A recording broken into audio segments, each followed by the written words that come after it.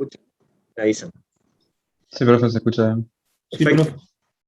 Bien, bueno, dentro de los paradigmas de programación aparecen, bueno, como habíamos charlado ya incluso en las primeras clases, no solo existen los tradicionales, los que vimos hasta ahora, paradigma imperativo, que por ahí, si se quiere, es el que tiene mayor historia, y el paradigma orientado a objetos, que es el que como va tomando protagonismo, de hecho, dentro de los diferentes paradigmas, ese es el que yo digo pica en punta en el sentido de la cantidad de gente que programa con ese paradigma. Pero también existen otros, ¿no? Dentro de los que nosotros vamos a ver, el paradigma funcional y el paradigma lógico. Estos dos paradigmas que bueno, si bien tienen una particularidad que los une, son totalmente diferentes, ¿no? ¿Qué particularidad los une? Que son declarativos, se llama. Esto quiere decir que el programa se declara y hay un motor por detrás que es el que, de alguna manera, se ocupa de incorporar la secuencia temporal, podríamos decir. Ahora ya me van a ir entendiendo a qué me refiero. Dentro del paradigma imperativo, uno escribe una secuencia de programa, una línea de código bajo de la otra, y es el orden en que se van ejecutando, ¿no? En estos otros paradigmas, eso no necesariamente es así. O sea, uno puede escribir el código del programa más o menos de la manera que quiere, y finalmente hay un motor que en el caso del paradigma lógico, por ejemplo, se llama motor de inferencias, que es el que va produciendo la secuencia temporal de las líneas de códigos que se van a ejecutar. En el caso del paradigma funcional, con el que vamos a arrancar hoy, tiene más o menos las mismas características.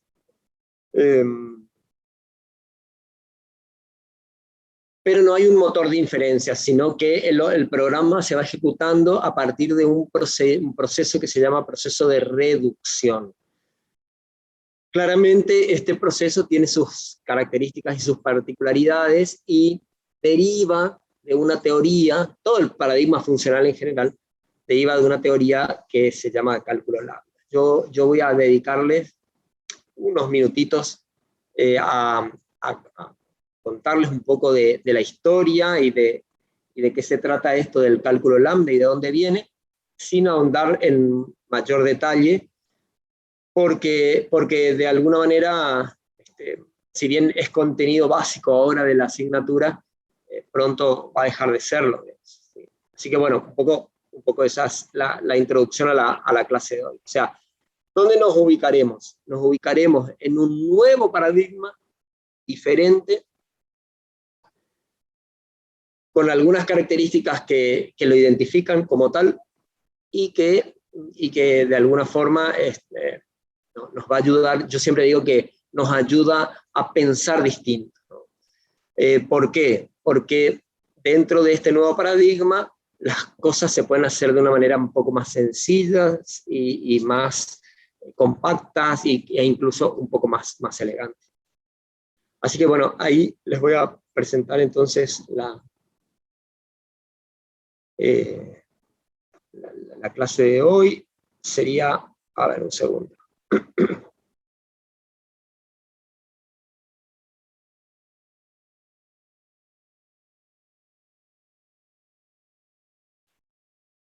a convertir la pantalla entera.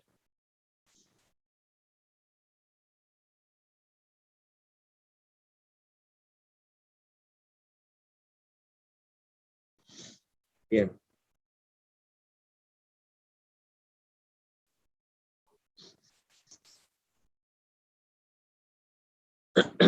Bien, entonces les decía que dentro de los diferentes paradigmas de programación el paradigma funcional tiene sus particularidades, que está basada en el cálculo lambda, ¿no? ¿Qué es el cálculo lambda? ¿De dónde surge todo esto? Bueno, déjenme ahí hacerles un poco de historia.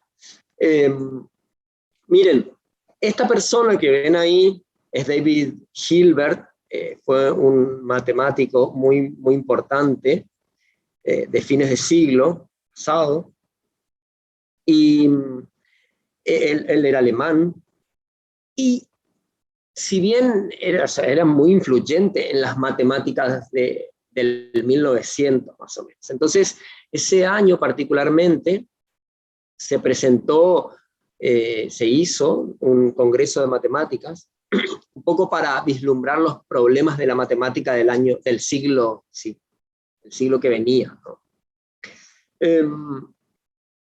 Entonces, ¿qué pensó esta persona? ¿Qué dijo? A ver, ¿cuál era su idea? Bueno, presentar 23 problemas, son conocidos los 23 problemas de Hilbert, y los presentó en este congreso de matemática que se realizó en Londres.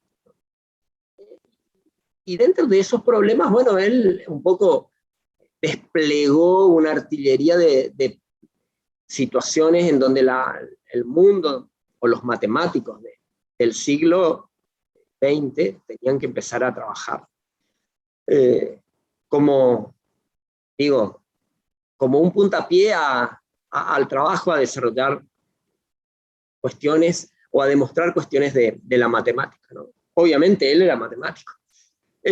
Pero, bueno, y mucha gente empezó a trabajar en ellos, ¿no? En cerca de 1928, 29, 30, más o menos, en esos años, él plantea otros problemas. Un poco siguiendo la idea aquella del 1900, plantea otros problemas.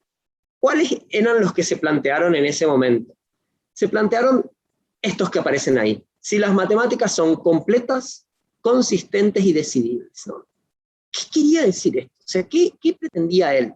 Bueno, él lo que quería saber era si todo lo que existía se podía modelar o demostrar con la matemática de la época, o si en realidad la matemática en general podía demostrar a partir de elementos básicos cualquier otra cosa. Esa era una de las preguntas que él se hacía, ¿no? Esto es, si era completa. Después lo otro que se preguntaba era si era consistente. Esto quiere decir que ¿será posible que en la matemática, que la matemática pueda demostrar algo que sea consistente siempre?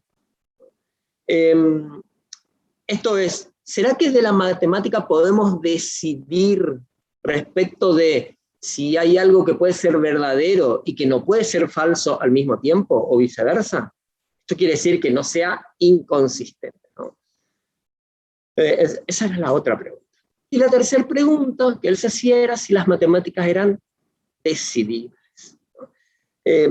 Esto quiere decir que si yo puedo decidir por algo, quiere decir que puedo determinar si es verdadero o falso, ¿no? O sea, cualquier cosa, ¿será posible decidir por verdadero o falso en las matemáticas? Y resulta que, bueno, un poco en esos años hay alguna gente que empieza a trabajar en tratar de responder estas preguntas, y aparecen varios matemáticos, entre los cuales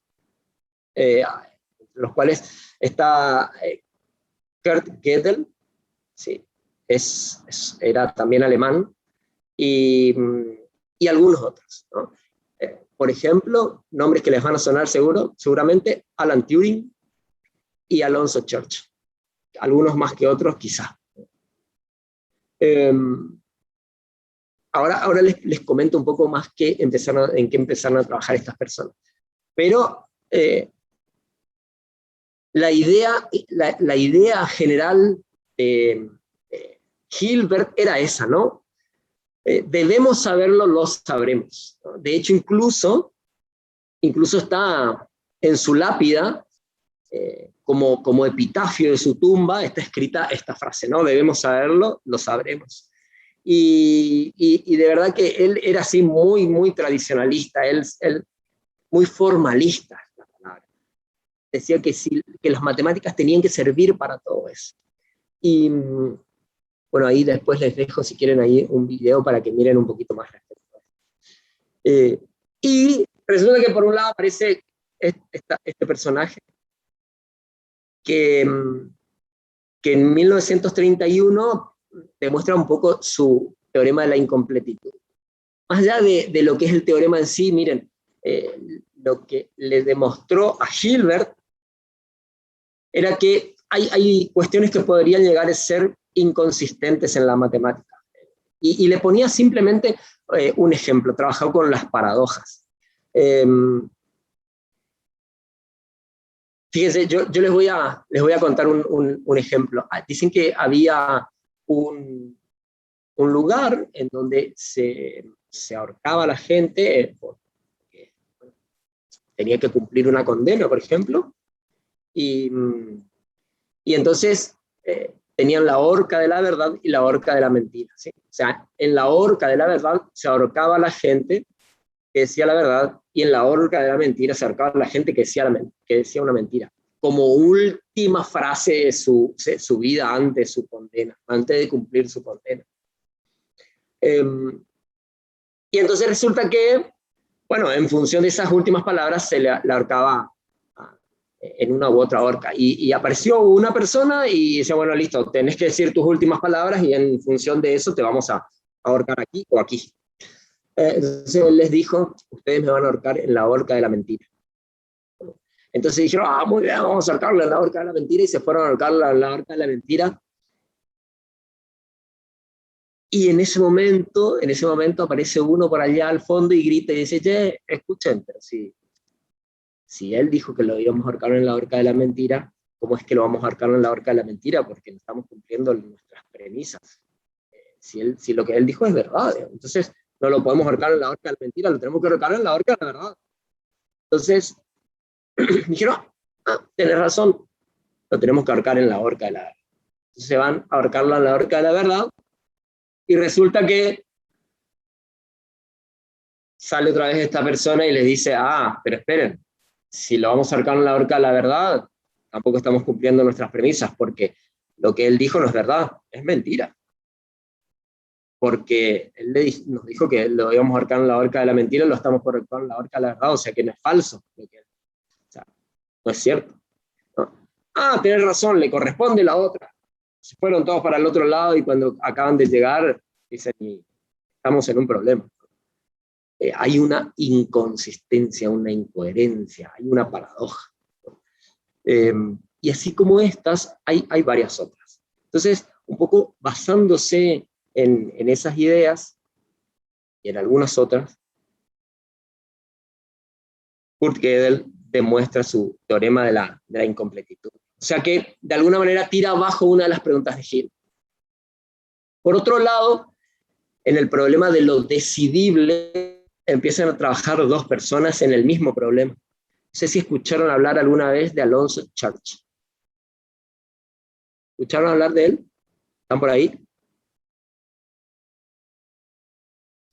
La verdad que no, profe. Por mi parte, profe. no. Bueno, y de Turing, Alan Turing, sí, eso me tienen que decir que sí. Sí, profe. Y la película, profe. Ahí va. Bueno, Alan Turing, ustedes ya lo conocen, ya saben qué hizo, cómo definió su máquina, la máquina de Turing, y en realidad lo que él quería responder era la respuesta de Hilbert. Él escribió esa tesis, porque fue su tesis doctoral, escribió su máquina, definió su máquina formal, ideal, no había computadoras, pero él la definió un poco para responder esta problemática, ¿no? Si las matemáticas eran decidibles. Y él demuestra que no sé si lo vieron en detalle, pero con el problema de parada, demuestra que pueden haber situaciones en donde no es posible determinar por verdadero o falso una cuestión. Esto es, ¿puede una máquina de Turing, que saben que es la máquina universal de Turing, que puede hacer cualquier cosa computable puede, tomando otra máquina de Turing y un programa, determinar si esa otra máquina de Turing se va a detener, o quiere decir, va a aceptar esa cadena de entrada. ¿Podrá una máquina resolver ese problema? Y esa era la pregunta que él se hacía. Se dio cuenta, lo demostró con el problema de parada, que no había máquina que, tomando otra máquina de Turing más un programa, pudiese decidir si se iba a parar o no. Y se vino abajo la otra pregunta de Hilbert. Las matemáticas no son decidibles siempre en el 100% de los casos. Y acá aparece nuestro hombre. Esta persona es el culpable del paradigma funcional. Thomson Church, también en la década del 30, más o menos en paralelo con Turing, idea una teoría que se llama teoría del cálculo lambda. ¿Ven ahí? Y el cálculo lambda, que de alguna forma y tiene esa letra particular, le puso la letra lambda, griega, y lo que pretende hacer es escribir funciones, ¿sí? Escribir funciones que podrían ser recursivas o no, y que de alguna manera esas funciones deberían poder determinar si, por secuencia de pasos, si un problema es decidible o no. Ese problema se llama así, miren, se llama así. Hilbert define el problema como Entscheidungsproblem, así, como esta palabra que está acá en alemán, y que de alguna manera quiere decir eso, ¿no? Problema de decisión. Demuestra también a Church que no era posible en todos los casos construir una secuencia de funciones recursivas que demuestren que las matemáticas eran decididas.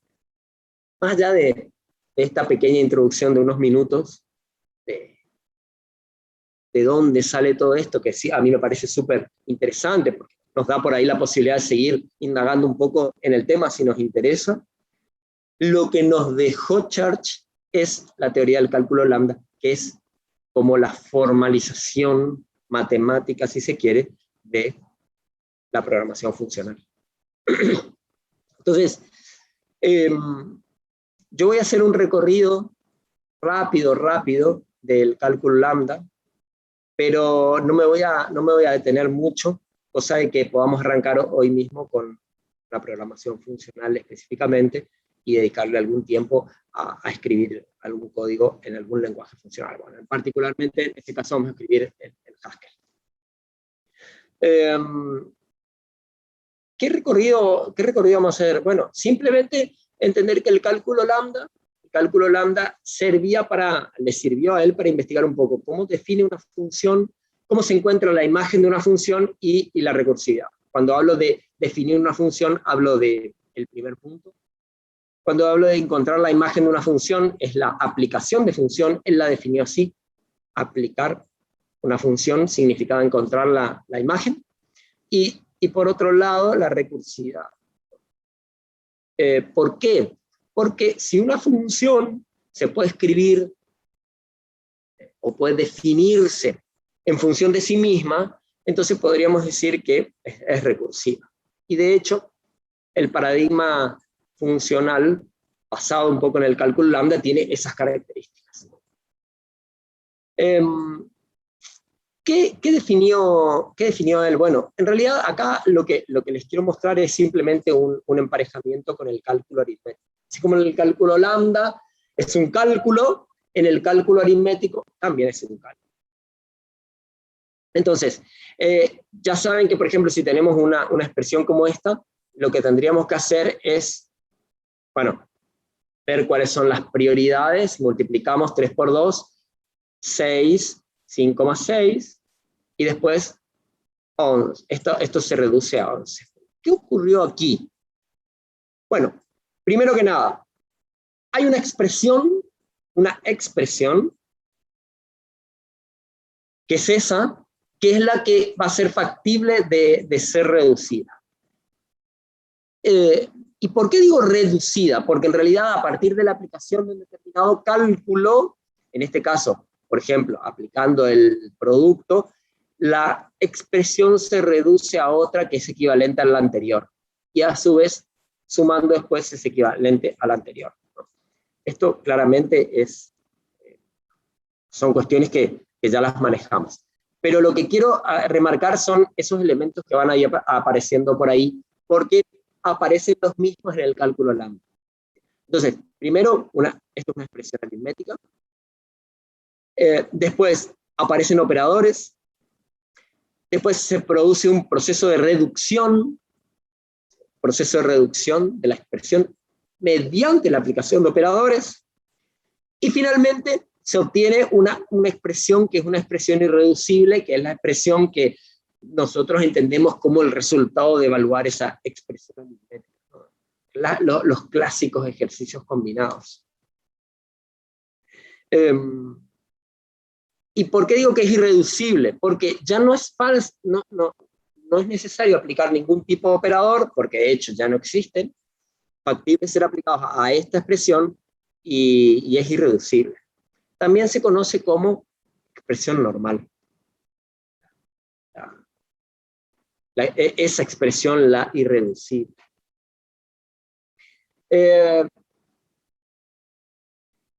Bueno, y les decía después que este proceso que acabo de hacer es un proceso de reducción mediante la obtención de expresiones que son a su vez equivalentes unas con otras. O sea, yo podría decir que 11 es equivalente a 5 más 3 por 2. Claramente son equivalentes. No son iguales, ¿no? No son iguales, pero sí son equivalentes.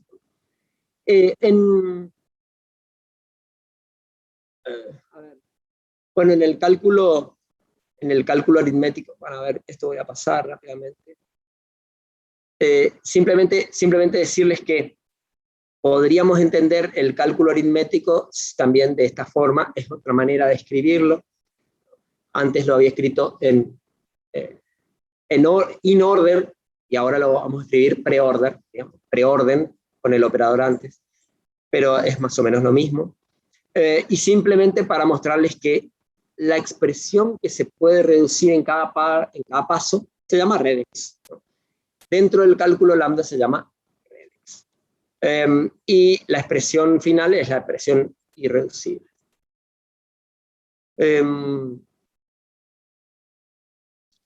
¿Qué es lo que escribió Alonzo Church? Él lo que dijo es que si bien las funciones con las cuales nosotros estamos acostumbrados a manejarnos se escriben así, de esta manera, f de x igual a algo, ¿sí?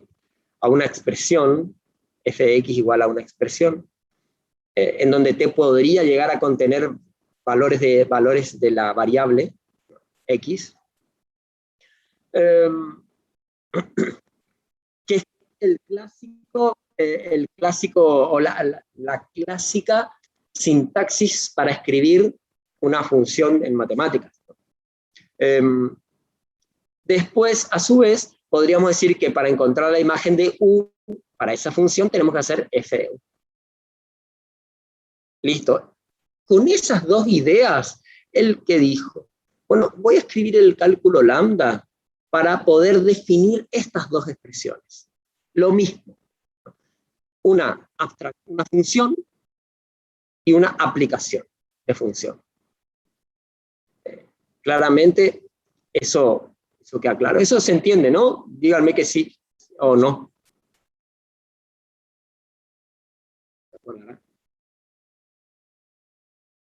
Sí, se entiende. Perfecto. Bien, entonces, ¿qué dijo Church? Él dijo, bueno, voy a definir una abstracción funcional para definir una función, y por otro lado voy a definir una aplicación funcional para encontrar la imagen de la función. Entonces, para ordenarnos mentalmente, dos cosas. Por un lado, cómo definir una función, y por otro lado, cómo encontrar la imagen de esa función. Él la llamó abstracción funcional y aplicación funcional. ¿De qué dijo? Para definir una función, él no puso nombre, o sea, no les puso fd, pero les puso así, lambda x punto b. O sea, esto sería como f de x igual a b. Y listo.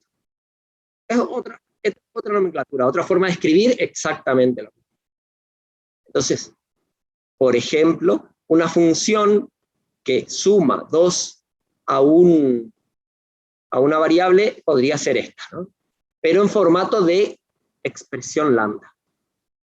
Si nosotros la emparejamos con una función matemática, esto sería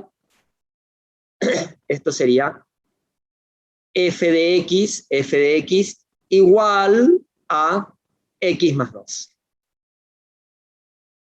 Eso es lo que él hizo.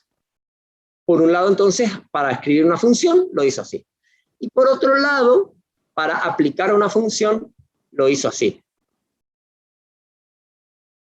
Como la función acá no tiene nombre, entonces no podía decir f de x, g de x, h de x. Entonces, ¿qué hizo? Escribió la función en el formato que acabamos de ver, un espacio y el valor del cual queremos encontrar la imagen. O sea, una cosa así, lambda x, b, este sería el cuerpo de la función, y a sería el parámetro actual de la función, del cual queremos encontrar la imagen. Vamos a ver unos ejemplitos. Miren, por ejemplo, es lo que dijo es, si yo escribo una función de esta manera, lambda x punto más x2, esta es la expresión de la cual queremos encontrar la imagen. Lo que tenemos que hacer es, obviamente, como siempre, hasta ahora de lo que estamos acostumbrados, asociar este 3 con la x y reemplazar en el cuerpo, este es el cuerpo de la función, en todos los lugares en donde aparezca la x. Por lo tanto, será x más 2. Y eso da 5. Eso es todo lo que él hizo. Ahora, sin embargo, ¿qué complejidad podrían tener estas expresiones? O sea, ¿qué tan compleja puede ser una función, lambda, y qué tan complejo puede ser un valor del cual queremos encontrar la imagen? Tan complejo como ustedes quieran. Entonces, fíjense aquí, hay una expresión que es la función, que es esta, y por otro lado, tenemos otra expresión de la cual queremos encontrar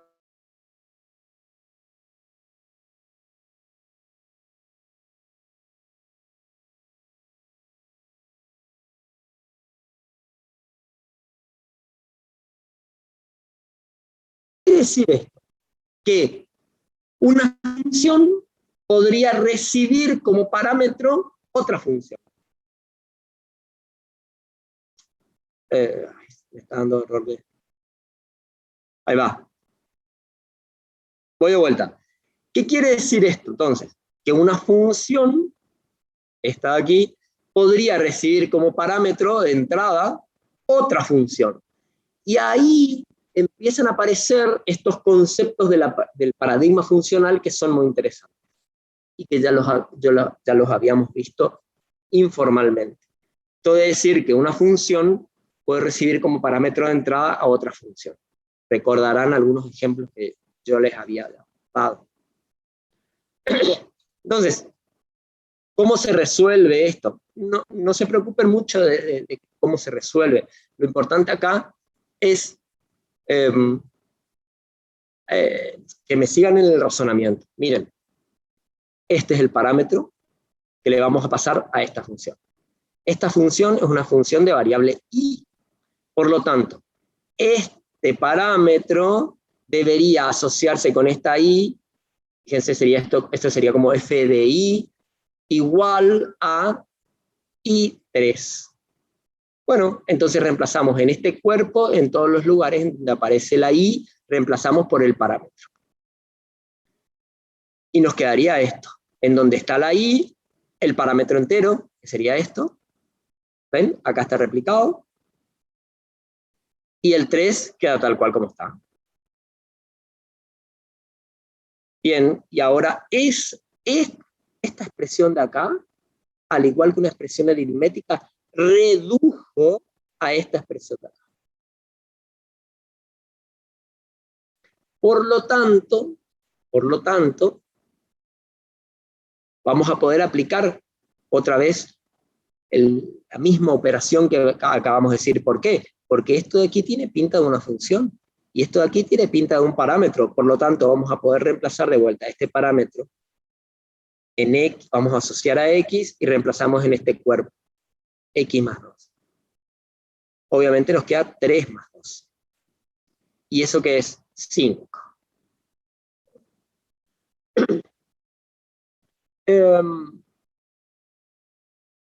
Básicamente esto es el cálculo lambda. Ya ven que él definió funciones, definió cómo encontrar la imagen de una función y definió algunos operadores. Ahora, ustedes me dirán, bueno, ¿cuáles son los operadores? Bueno, ahora dentro de un ratito los voy a nombrar simplemente, no voy a ahondar mucho en detalle, pero sí les voy a comentar de qué se tratan esos operadores. Pero bueno, hasta ahí, si se entendió, yo ya más o menos me quedo conforme de lo que vimos hasta acá. ¿Se entendió? Sí, profe. Ok. ¿Alguna pregunta que tengan para hacer? ¿Algo que les haya quedado por ahí en el tintero? Lo pueden hacer ahora sin problema. Profe, ¿cómo resolvió el último ejercicio? Si lo puede volver a explicar porque no entendí. Dale, cómo no. Sí. Bueno, a ver, en el mientras hago un resumencito de todo. Bueno, recuerden, en el cálculo lambda, así como en el cálculo aritmético, aparecen expresiones, ¿no? Nada más que acá no son expresiones aritméticas, sino que son expresiones lambda. Llevan ese nombre. Las expresiones lambda tienen esta forma.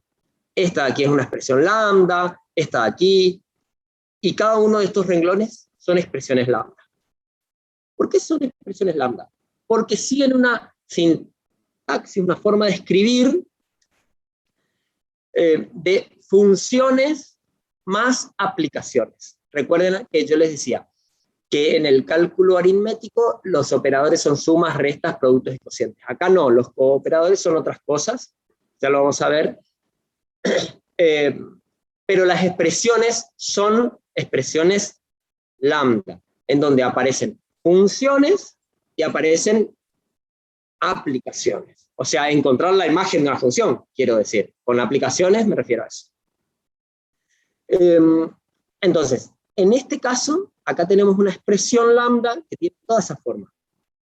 Recuerden que para escribir una función, Church definió de esta manera. Lambda i, por ejemplo, lambda variable sería lambda variable, punto, y el cuerpo de la función.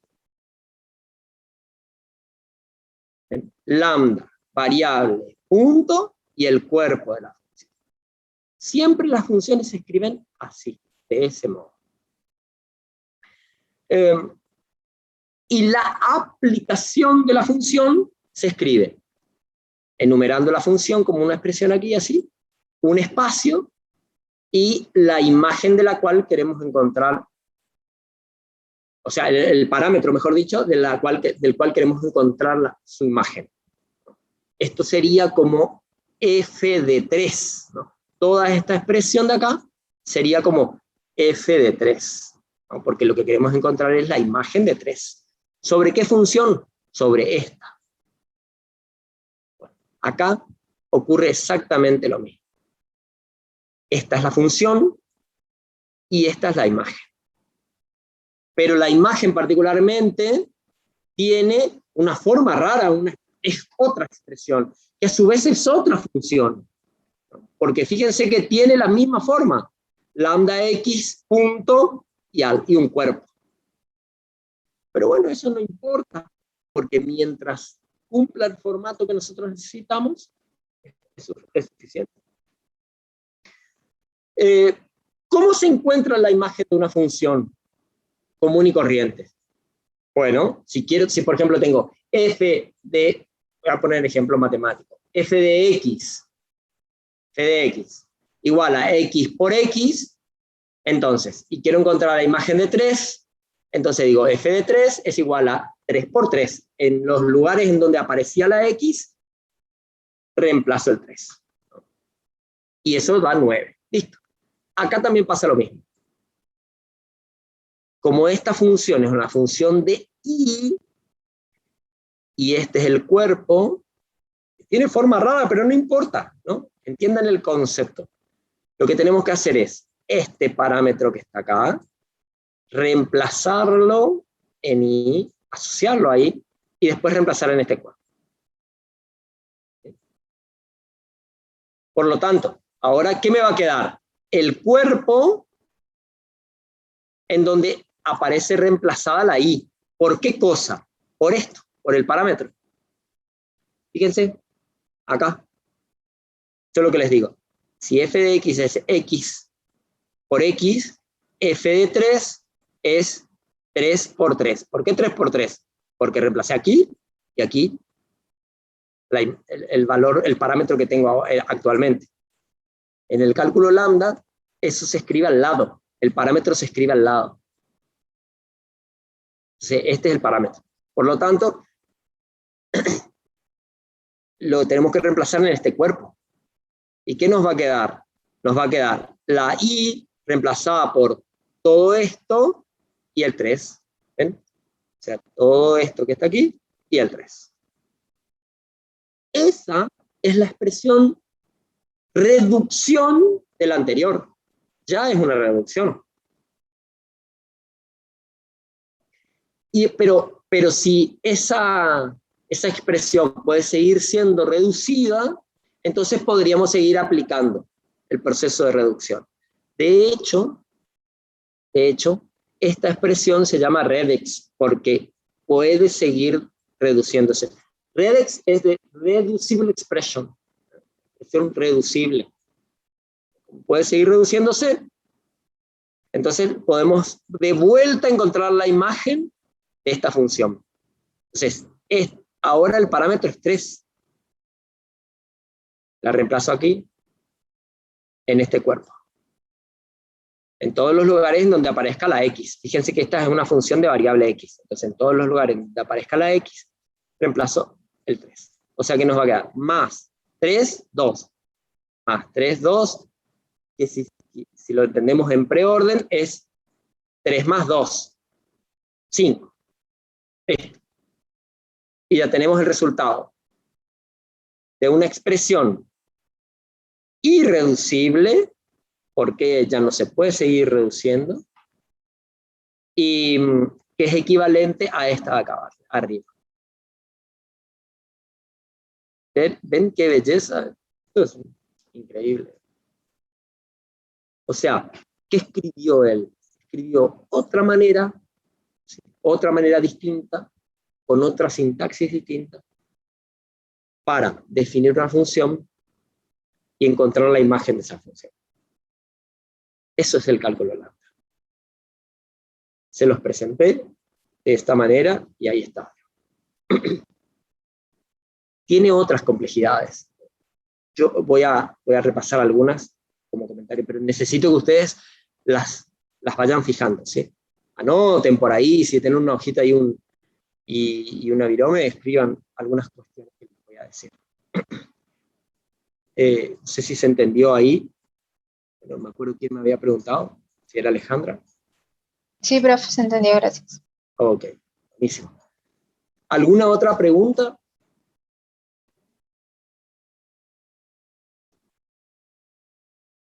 Bien. Miren, esa que está ahí, yo les voy a dejar para que miren un poquito. Esa que está ahí es la manera que definió Church para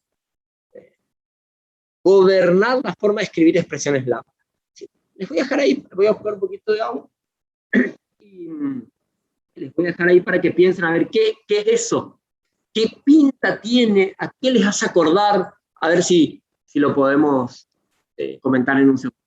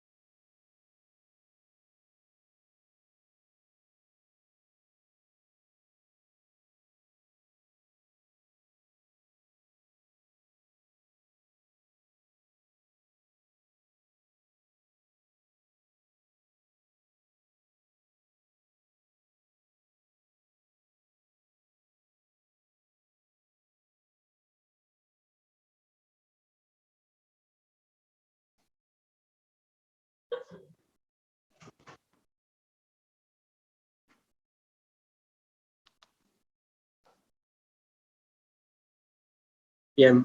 ¿Qué les parece? ¿Qué pinta tiene eso?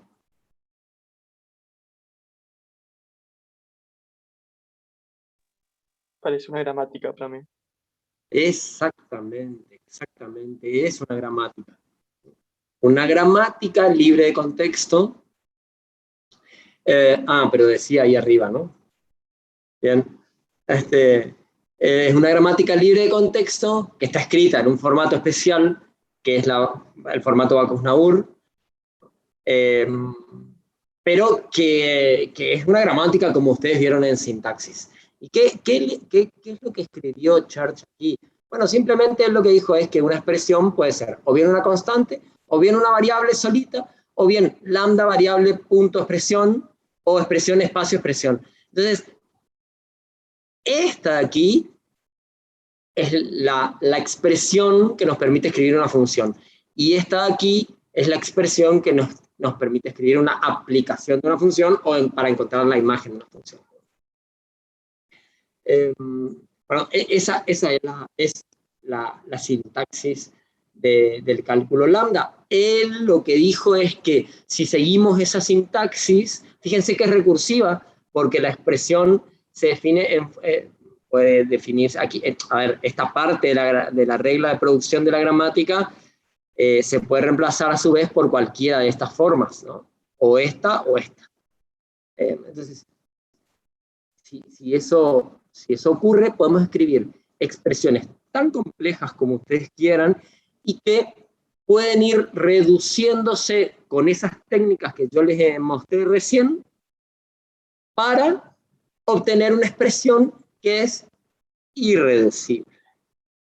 Es irreducible. Una vez que se encuentra la expresión irreducible, entonces ya no más, ya ahí termina. Y ese es el resultado de evaluar la expresión. Si lo trasladamos a un lenguaje de programación, ahora van a ver que nosotros vamos a poder escribir funciones, más o menos, no con estas características, pero funciones conceptuales parecidas. Vamos a poder encontrar la imagen de una función, haciendo una llamada a esa función, y el proceso que se va a realizar es un proceso de reducción. Se va a reducir la expresión, ¿hasta cuándo? Hasta que ya no pueda ser reducida.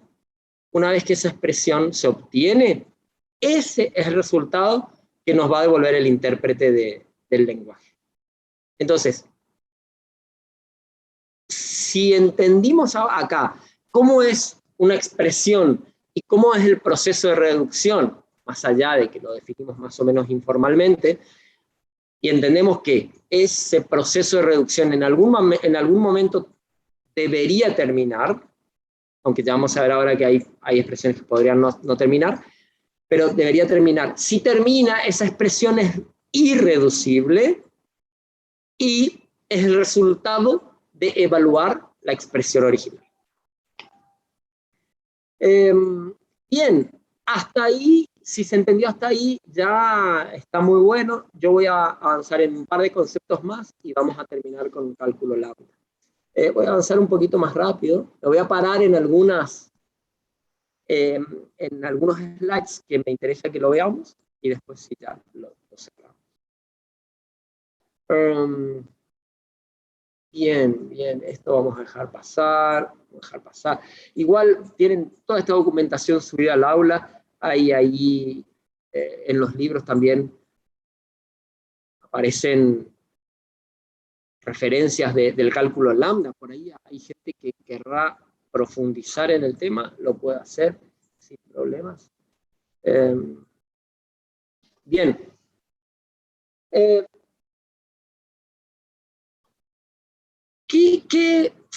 ¿Se acuerdan que hace un ratito yo les mostré una expresión aritmética? Y cómo esa expresión aritmética puede reducirse a partir de la aplicación de operadores aritméticos. Más, menos, producto, cociente, ¿sí? Suma, resta, producto, cociente.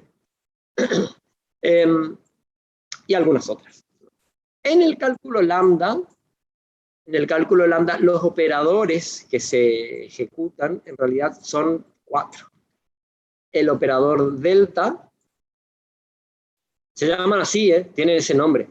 El operador alfa, el operador beta, el operador eta. Con estos 4 operadores, todas las expresiones lambda son factibles de ser reducidas a la expresión normal, que les decía yo es la expresión irreducible, o en algunos casos, bueno, a una expresión que no puede seguir, o sea, que no se reduce. Podría llegar a pasar también. Fíjense cómo son estos operadores. En realidad el operador delta es el más sencillo y es el operador que reduce más o menos como las expresiones aritméticas, ¿no? El operador delta es el que se aplica, por ejemplo, acá. 1 más 2. 1 más 2 es 3. Es el de las expresiones aritméticas. Y no hace más que eso, ¿no? El operador delta sirve para reducir este tipo de expresiones. El otro operador es el alfa, y lo único que hace es cambia las variables de una función. O sea, por ejemplo, si tenemos f de x igual a x por x, x cuadrado, x por x, cambia f de y igual a y por y. ¿Para qué se hace eso? Bueno, no, él la define por un problema que aparece más adelante en otro operador.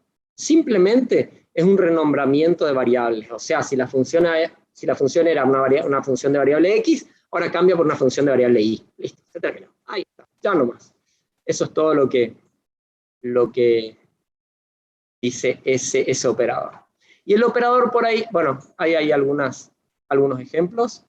Fíjense.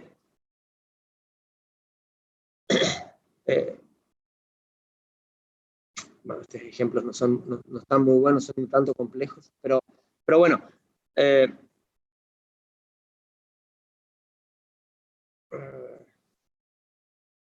A ver, esperen un segundo, vamos a cambiarle ahí un chiquitín.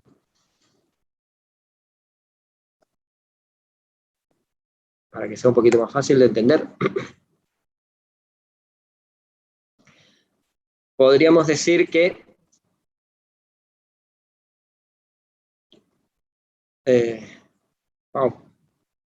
ahí va. Entonces, podríamos decir que el renombramiento de variables lo único que hace es, por ejemplo, en este caso de esta función que está acá de variable x, lambda x punto x sería más o menos como una función identidad, ¿ven? Bueno, cambia por lambda i punto i. Eso es simplemente lo que hace el operador. No me voy a detener mucho más ahí. Y el operador beta, que sí es el operador vedet, si se quiere, del cálculo lambda, bueno, hace lo que les mostré que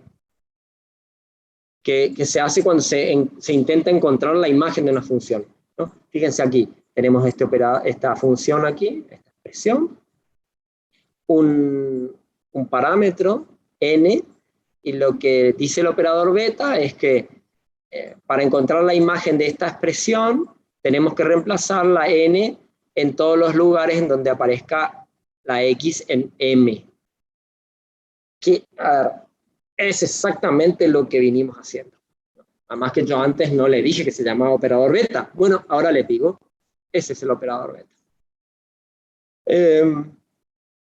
Bien, después van a ver que hay algunos ejemplos más. Fíjense aquí, esta función y el parámetro es 2, entonces reemplazamos en este cuerpo, es una función de x, entonces reemplazamos en este cuerpo en todos los lugares en donde aparezca la x, el 2. Por lo tanto nos va a quedar así, quedamos con el cuerpo, y ahí aplicamos una operación delta, perdón, y nos queda 4. Y ya está.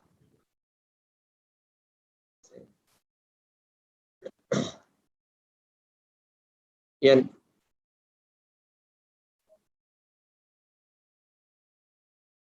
Ok.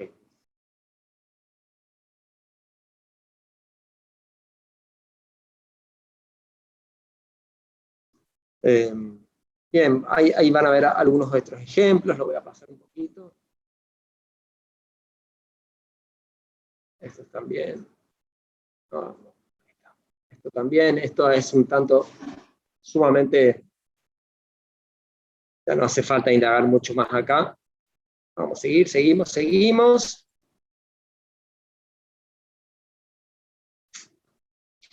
Bien.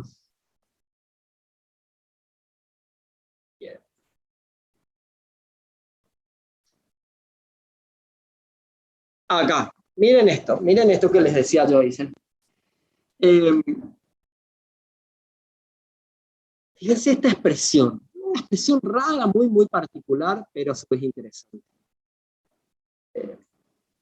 Fíjense, es una expresión que tiene lambda x punto x espacio x, lambda y punto y. Entonces, si intentamos reducirla, ¿qué vamos a tener? Que este parámetro aquí se tiene que reemplazar en este cuerpo en los dos lugares en donde aparezca la x, porque es una función de variable x. Entonces, ¿qué nos va a quedar? Fíjense, este es el parámetro, reemplazamos en este cuerpo. ¿Qué nos va a quedar? El parámetro repetido 2 veces, claramente. Pero si miramos en detalle, es exactamente igual a la expresión original, con el cambio de un par de variables, pero que sabemos que por el operador alfa eso puede pasar. O sea que obtuvimos nuevamente el parámetro, perdón, la expresión original. Si la volvemos a reducir, ¿qué les parece que nos va a pasar? ¿Qué nos va a pasar? Nos va a volver a dar la misma. La misma. ¿Cuántas veces hagamos la reducción? Nos va a dar exactamente la misma. Entonces, esto nos demuestra que así como hay expresiones que reducen a una expresión normal, hay otras que no reducen a una expresión normal. O sea, siempre reducen a una expresión que de vuelta es factible ser reducida, de vuelta, y nunca termina. Hasta el final de los tiempos. Así que, bueno, esa por ahí es otra de las características que son importantes. Y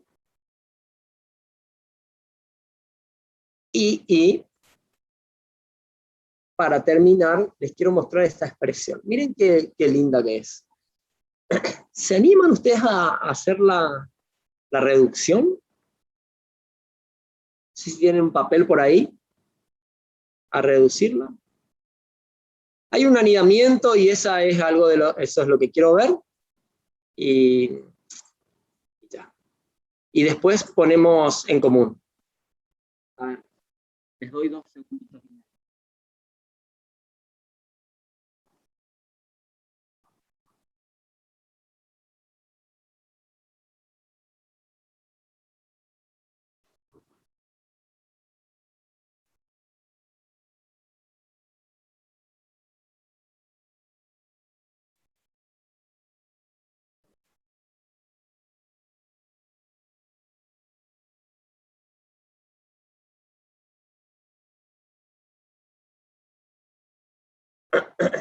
Perdón.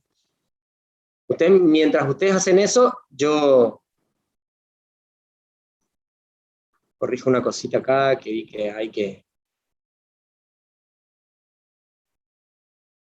Quiero que después alguno comparta lo que hizo.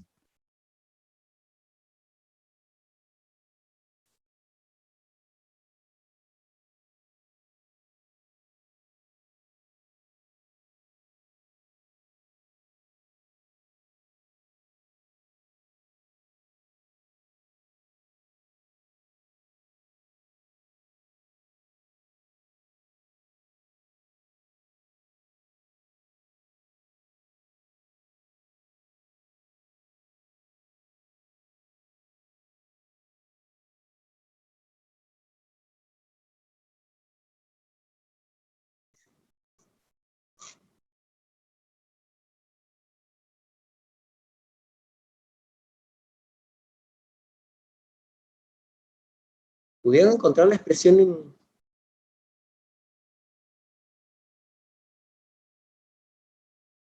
o no?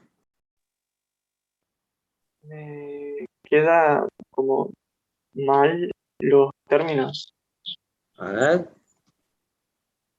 A ver si puedo compartir aquí un... Bien.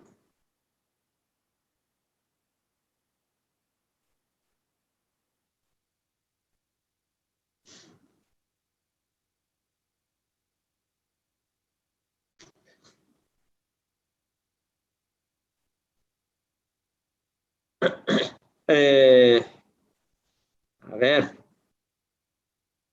A ver, yo les comparto aquí un notepad. Así bien. Ahí va. Esa es la expresión, ¿no? Ahora, ¿cómo les parece que podríamos hacer para reducir? Tomemos uno que haya hecho y me dicta, a ver, ¿cuál es la próxima expresión que aparece en la reducción? Puede ser, profe, todo dentro de paréntesis, lambda de x. En esta parte, ¿Eso no quedaría ahí, profe? Eso quedaría ahí, exactamente. ¿Por qué queda ahí? La función lambda de x recibe como parámetro, recibe un parámetro. Sí. Bueno, fuera del paréntesis se le está dando ese parámetro. Y Bien. entonces, Bien, muy bien. Yo no hice papel, profe, le soy sincero porque debo tener 4 o 3 hojas que tengo guardado por si hay un parcial y me piden. Tengo que comprar hojas nuevas. Bueno, no pasa nada. No pasa nada. Bien, perfecto. A ver, entonces, ¿eso a qué reduce esa subexpresión? ¿A qué reduce? Ahí decíamos, ¿no? Ahí, Sí. bien, perfecto. Entonces, podríamos decir que esta expresión reduce a, o sea, esto de aquí reduce ahí. ¿Por qué? Porque este es el parámetro que tenemos del cual tenemos que encontrar la imagen de esta función. Y si miran bien, esta función es lambda x.x, es como f de x igual a x. Eso es la función identidad. Por lo tanto, al pasarle un parámetro cualquiera, nos da ese mismo parámetro, efectivamente. Entonces, todo esto de aquí, reduce ahí. Muy bien. Ahí. Perfecto. ¿Y ahora qué tenemos?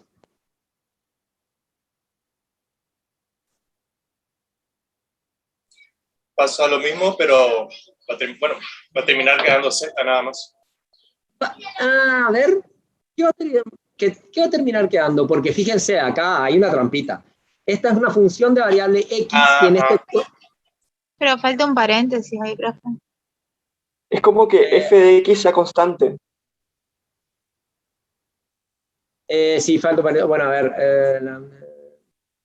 Por eso, una No. función constante que no importa qué parámetro le pases, te va a devolver un mismo valor. Ahí va. ¿Y qué va a devolver entonces? Y Y, profe. Exacto. Va a devolver y. Muy bien. Perfecto. Entonces quiere decir que esa expresión reduce ahí. Bueno, pero no sé si por ahí alguien pensó alguna otra estrategia. ¿Alguien pensó alguna otra estrategia? estaba pensando en qué pasa si esto es como, si las f de x se refieren a la misma función, como una cierra la recursión, pero tampoco cuadra. Ajá.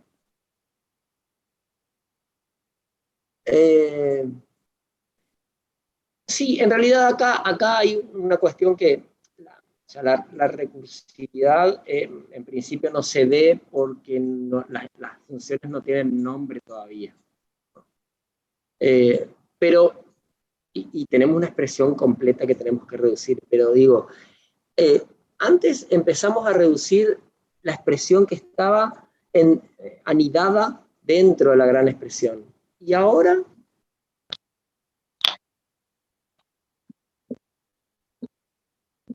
¿No podríamos usar otra estrategia?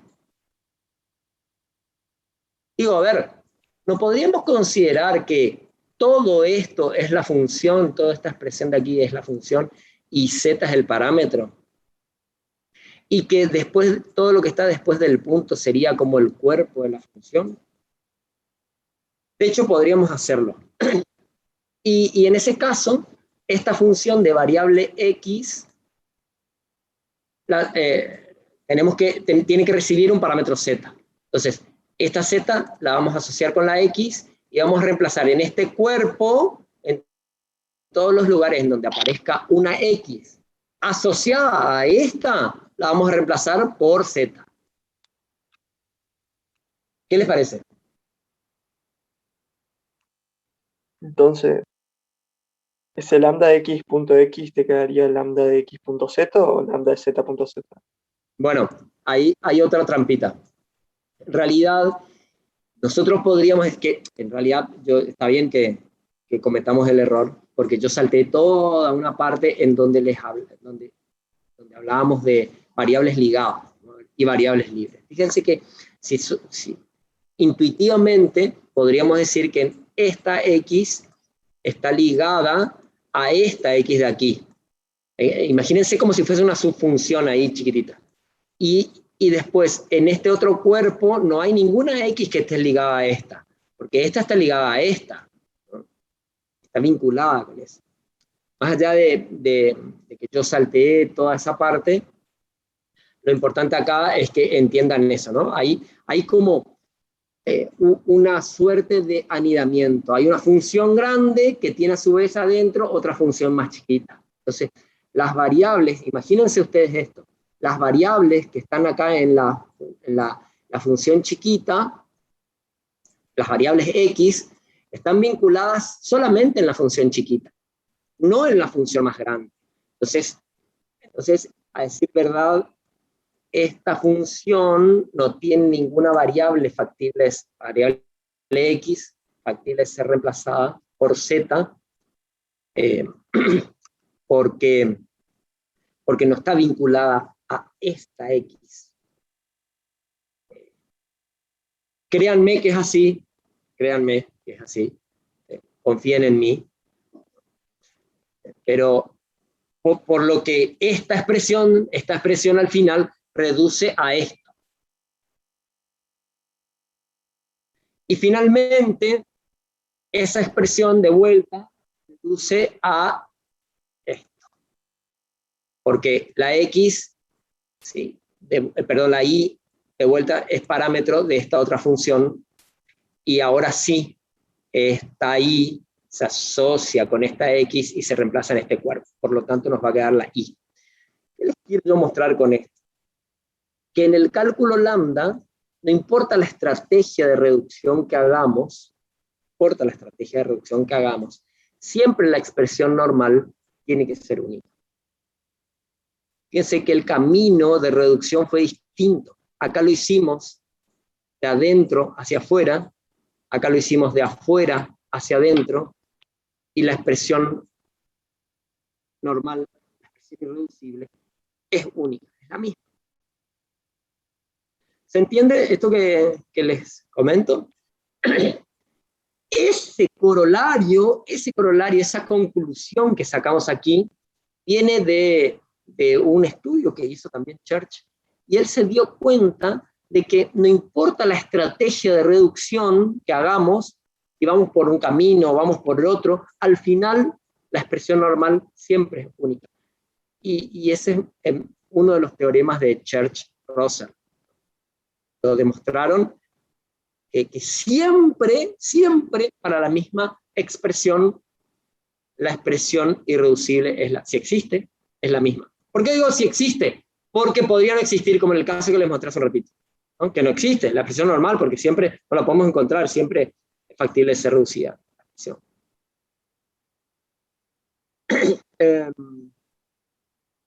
Y la otra conclusión que quiero sacar de acá es que podríamos reducir de adentro hacia afuera o de afuera hacia adentro,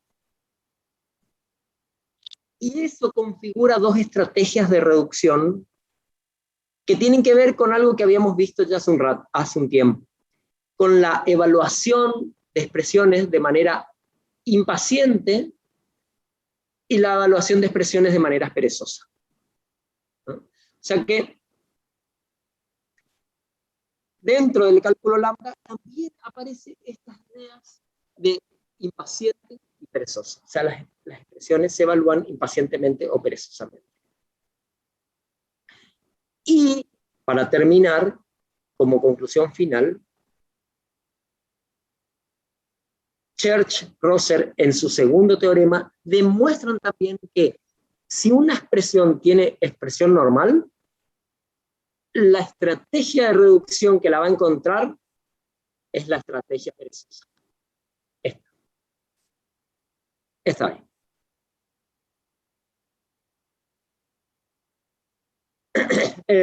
Miren un ejemplo. ¿Se entiende lo que digo?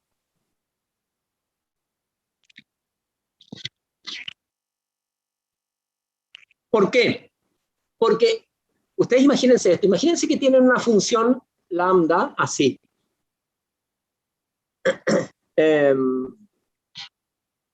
Lambda x punto, vamos a ponerle k. Esta función es una función que devuelve k siempre para cualquier valor de x. Cualquier valor de x devuelve k. Entonces, si le pasamos y, ¿qué nos va a devolver? Esto reduce a k. Reduce a k. Claramente eso está claro. Si le pasamos pirulo, ¿a qué reduce?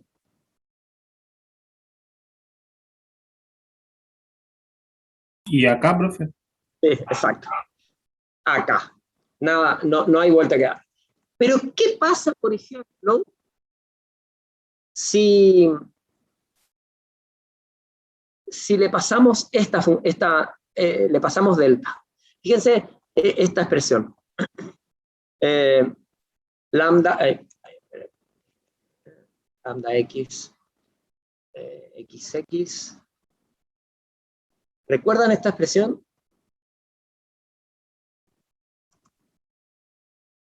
Este es el parámetro. ¿Se acuerdan que esta expresión?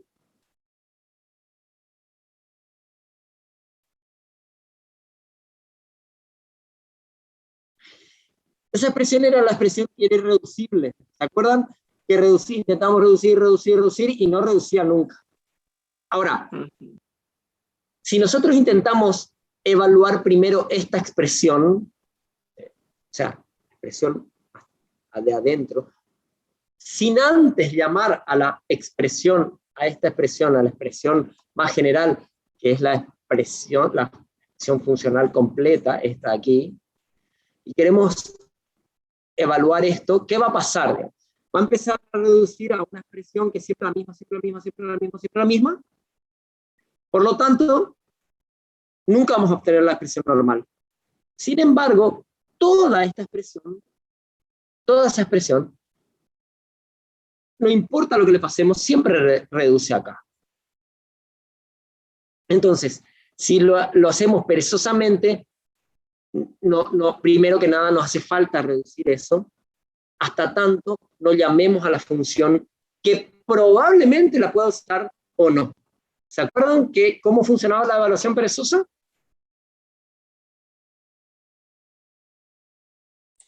Evaluaba la función únicamente cuando la necesitaba. Claro, evaluaba los parámetros solamente cuando los necesita. Entonces, en ese caso, ese parámetro no lo evalúa todavía hasta tanto no lo necesite. Y como esa función, lambda x.k, no lo necesita, ¿por qué no lo necesita? Porque en el cuerpo no aparece la x, que es la variable de la función, entonces siempre va a devolver k. Y no importa que el parámetro no reduzca. Siempre va a devolver k. Y eso es muy interesante, ¿no? Muy, muy interesante. Entender que, primero, ¿podemos tener estrategias de reducción distintas? Sí. ¿Puede ser impaciente? Sí. ¿Puede ser perezosa? Sí. La evaluación impaciente no siempre asegura que la expresión normal va a ser encontrada. En cambio, la evaluación perezosa sí. El paciente no, la perezosa sí. Y lo otro es que si existe esa expresión normal, existe la expresión normal, No importa el camino de reducción que hagamos, siempre va a ser única. Siempre va a ser única. Para terminar esta partecita, ahí a ver, dejo de compartir esto. ¿Alguna pregunta hasta acá? No, profe.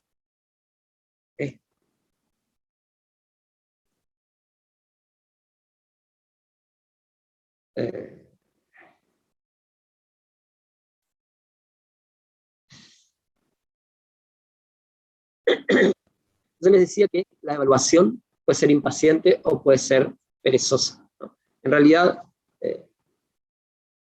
a ver si...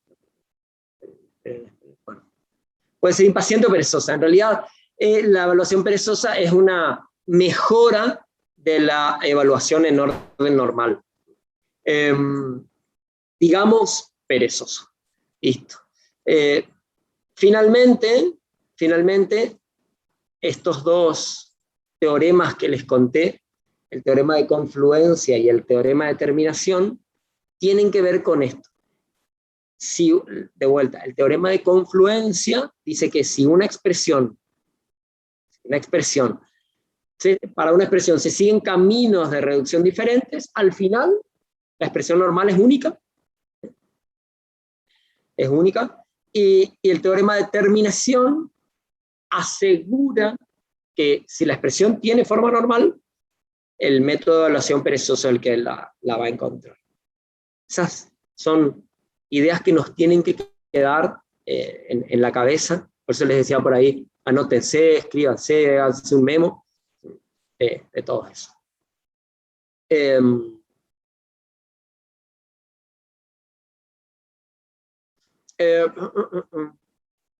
Esto, para terminar, simplemente, el teorema de confluencia también se llama teorema del diamante porque sigue un dibujito parecido a este, ¿no? Si arranca una expresión y siguen caminos de reducciones diferentes, en algún momento la expresión normal va a ser única.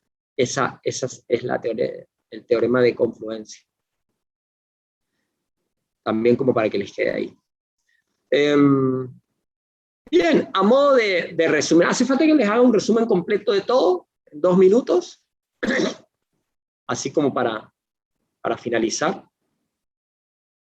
¿Entendió?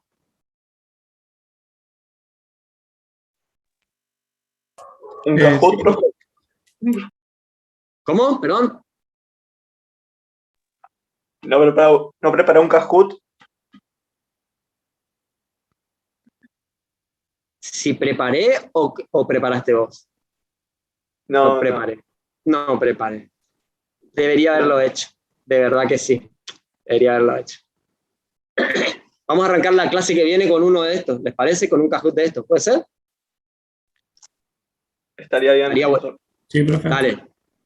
Buenísimo. Me quedo con la tarea. Bien, entonces, a ver. Voy a hacer ahí un reconto de todo. El cálculo lambda nace de Church, de Alonso Church. Él intenta demostrar una pregunta de Hilbert, lo demuestra que no era posible, pero sin embargo nos deja todo este cálculo lambda que nos sirvió para la programación funcional. Define expresiones que pueden ser reducibles, ¿sí? Reducidas, mejor dicho, reducidas a partir de operadores. Operadores que son el operador delta, alfa, beta y eta. Esos operadores permiten encontrar la expresión normal en la mayoría de los casos. ¿Qué es la expresión normal? La expresión irreducible. La expresión que ya no se puede reducir con ninguno de los operadores que están definidos. Y que de hecho es el resultado después de las funciones que vamos a escribir, o de la ejecución del programa, mejor dicho. ¿Qué más? Las expresiones pueden seguir distintas estrategias de reducción. Reducción impacientes o perezosos. Impacientes o perezosos. Si siguen diferentes caminos, hay una propiedad que nos asegura de que la expresión normal va a ser única. No importa que se sigan diferentes caminos, siempre vamos a obtener la misma expresión normal. Si no obtenemos la misma expresión normal, algo hicimos mal en algún momento. Y por otro lado, la segunda propiedad, la determinación, nos asegura de que si una expresión tiene forma normal, el método de reducción perezoso la va a encontrar, seguro. Del impaciente no podemos decir nada, pero el perezoso lo va a encontrar siempre. Eso sería más o menos una recorrida así muy, muy veloz de lo que es el cálculo. Bien.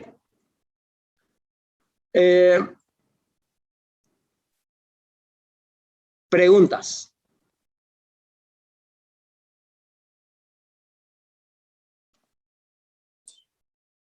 No, ninguna, profe. Repasaré la punta nada más.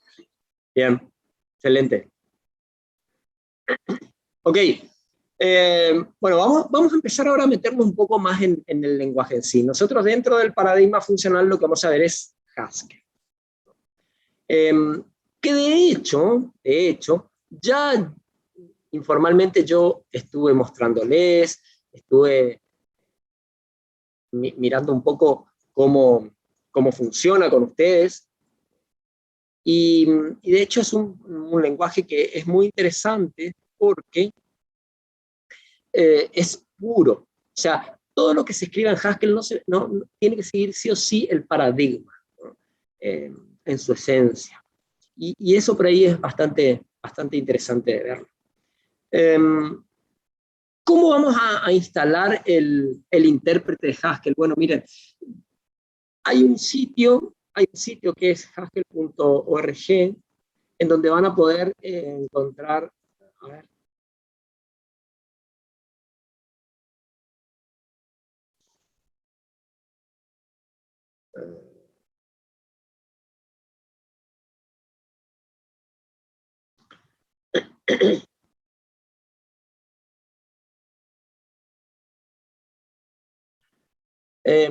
bien, ahí, haskell.org, y ahí van a encontrar info del lenguaje. Incluso van a poder descargar el intérprete aquí. Hay varias maneras de hacerlo. Lean las instrucciones. Ahora en estas últimas versiones, les invita por ahí a descargar a ver si esté por acá. Déjenme un segundo. No. Bueno, acá van a encontrar cómo descargarlos en Linux, en Windows. Si quieren, a ver, hay también una versión en donde pueden descargar un ejecutable como para instalar directamente en Windows, y lo instalan. Yo, de hecho, la había descargado en su momento. Por aquí, que descargas hace mucho tiempo. Está Haskell Platform, ¿sí? Aquí no es tan grande, ¿ven? Es chiquito. Lo bajan, lo instalan y ya está, ¿sí? Lo van a poder usar.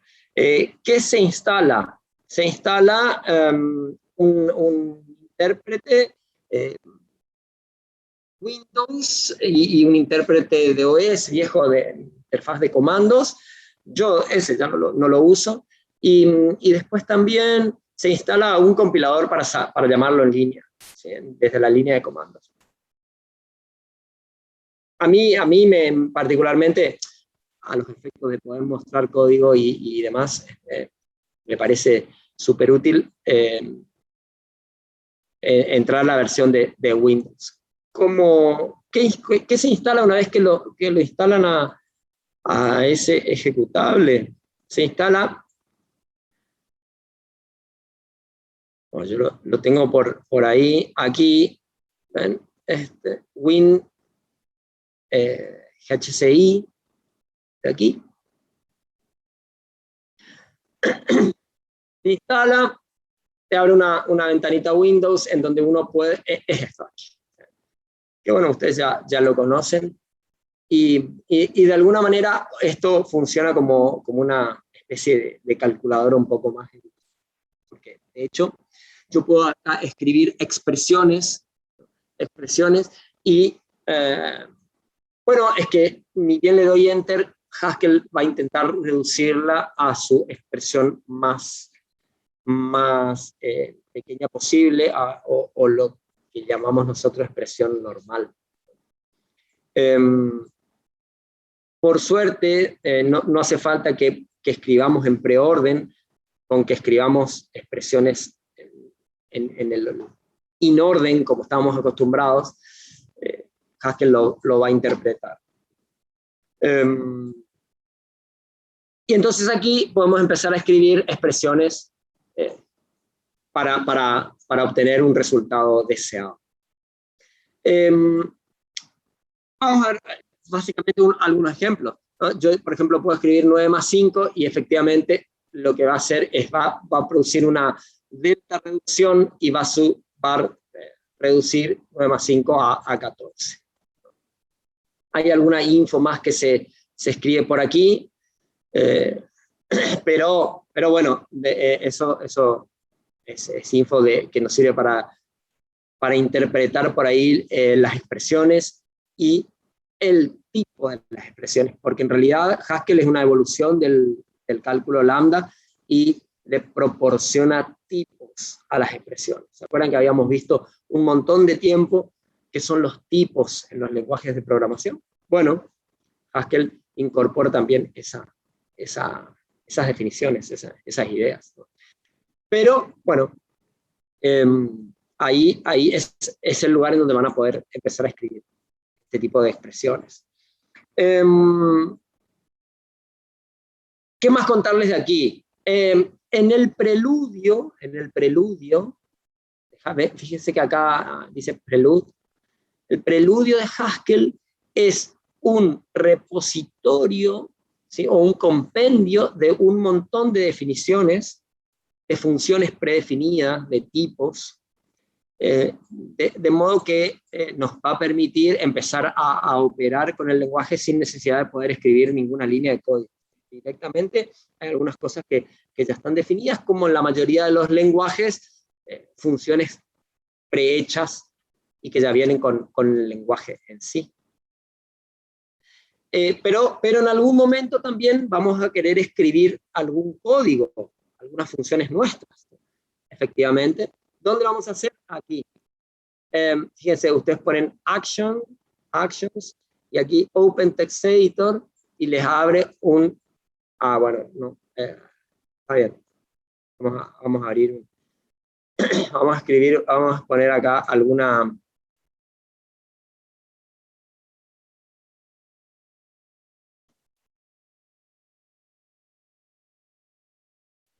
vamos a ver algún ejemplo. Lo que voy a hacer es abrir un programa Haskell. ¿Qué es un programa Haskell? Es un programa, un archivo de texto común, simple, en donde le pongo en vez extensión HS. ¿Ven? Como en este caso, le pongo extensión HS. Y ya está. Con eso es suficiente. O sea, lo que voy a hacer aquí es, voy a crear un archivo nuevo, como para que lo pueda editar a modo de ejemplo. Déjenme un segundo.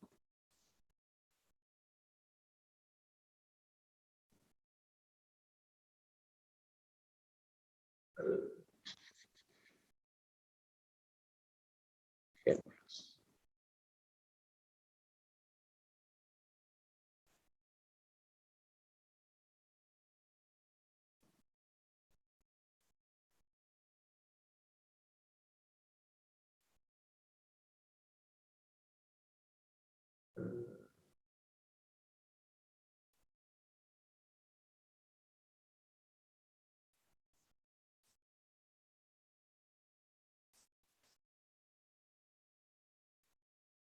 segundito, ahí estoy yendo, ¿eh?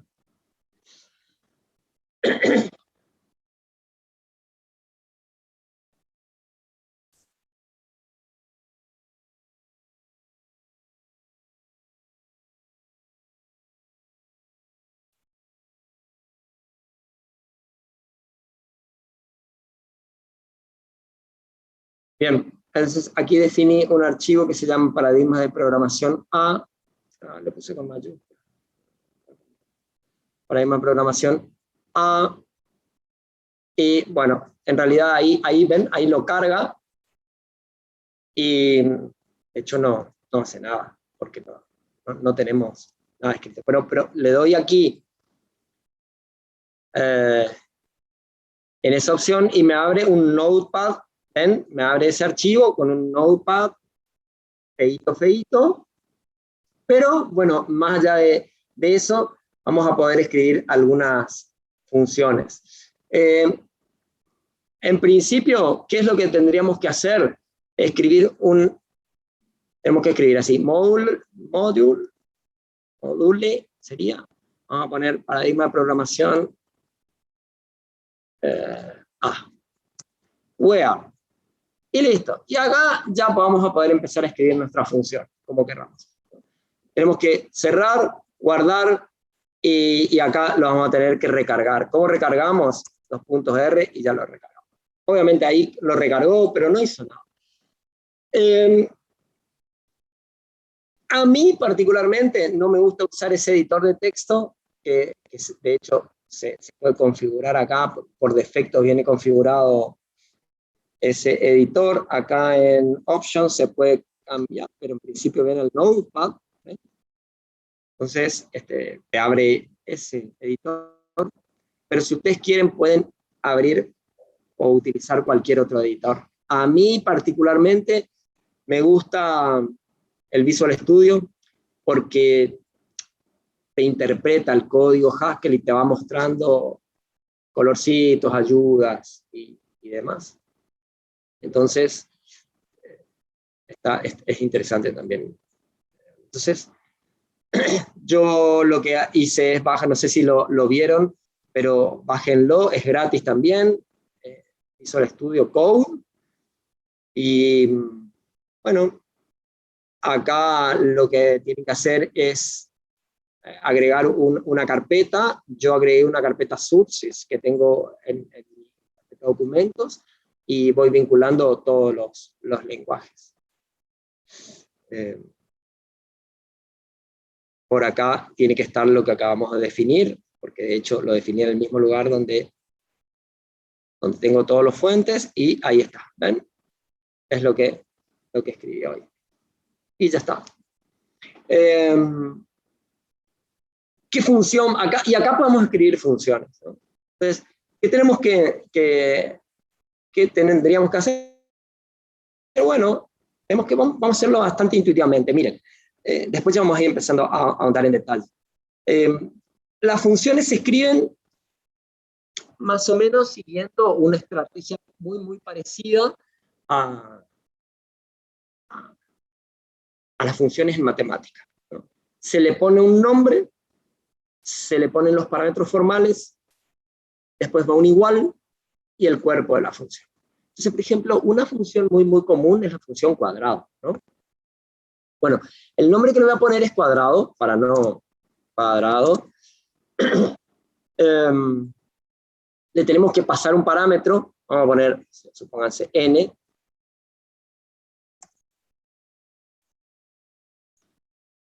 Y después, ¿qué deberíamos hacer? N por n.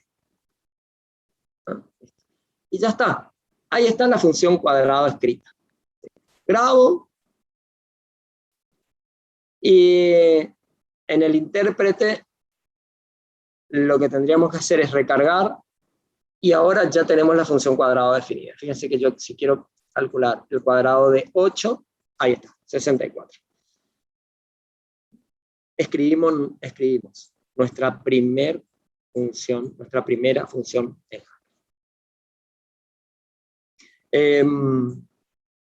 a ver, un poco esto era para mostrarles de dónde descargar el intérprete, si quieren descargar el Visual Studio, háganlo.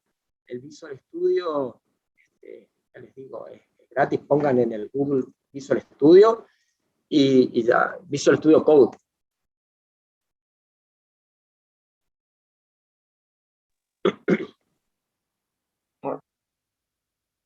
Sí.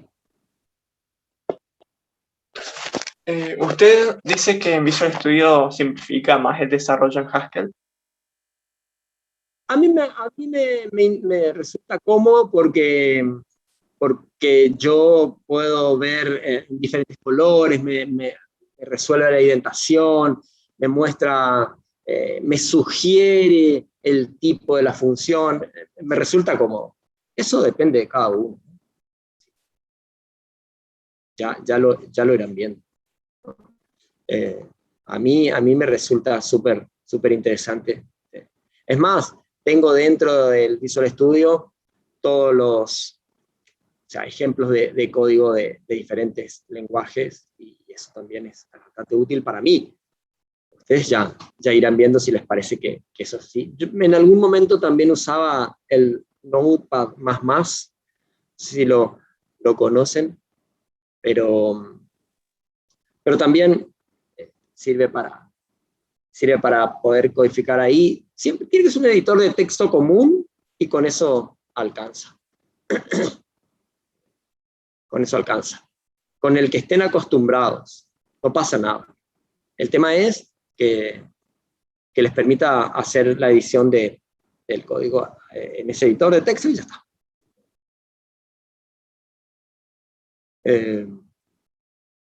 Ya les digo, cómo les parezca común. Eso depende de ustedes. Lo pueden descargar de aquí. Pongan, ya les digo, Visual Studio Code en Google y ahí lo pueden descargar. Está interesante, se pueden agregar extensiones que les permite, bueno, tener estas facilidades.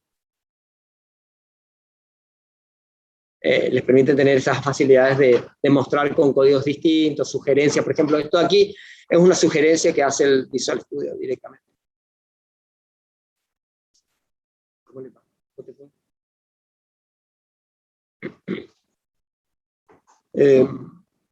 Y ya está. Así que bueno, eso sí, les dejo tarea para ustedes. Bájense el intérprete y bájense el editor de texto que quieran o usen el que tengan disponible. Eso no hay problema. Pero háganlo en la semana, porque la idea que tengo yo en las clases, en esta clase, en las subsiguientes, es que interactuemos un poco más fluidamente. Esto es, propongamos así ejemplos y ustedes van a empezar a escribir código en sus máquinas, los miramos juntos, pero el que no haga la instalación se queda, o sea, no va a quedar mirando para el horizonte, ¿sí? Entonces,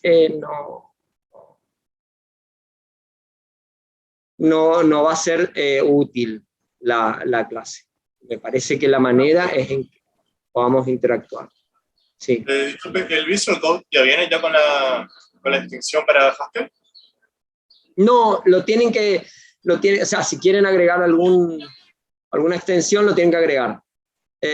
Yo agregué esta, a ver, esta es buena. No sé si se ve ahí. Agregué varias.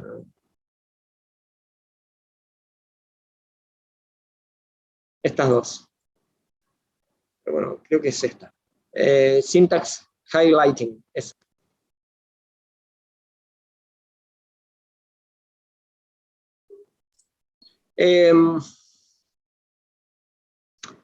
Indaguen un poco y fíjense ahí cómo acá la buscan y le ponen install y ya.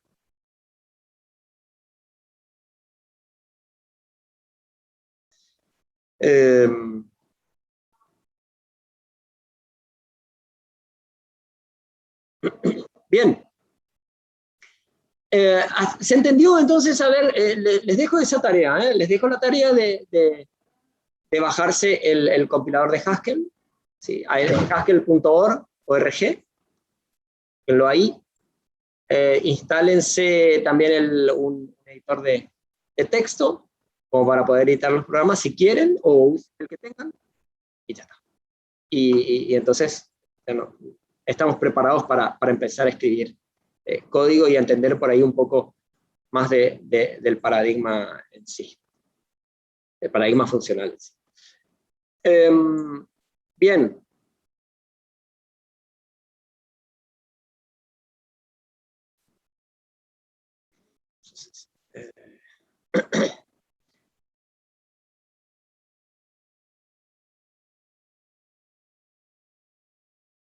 En estos minutos que nos quedan, quiero comentarles un poquito de algunas características del paradigma funcional.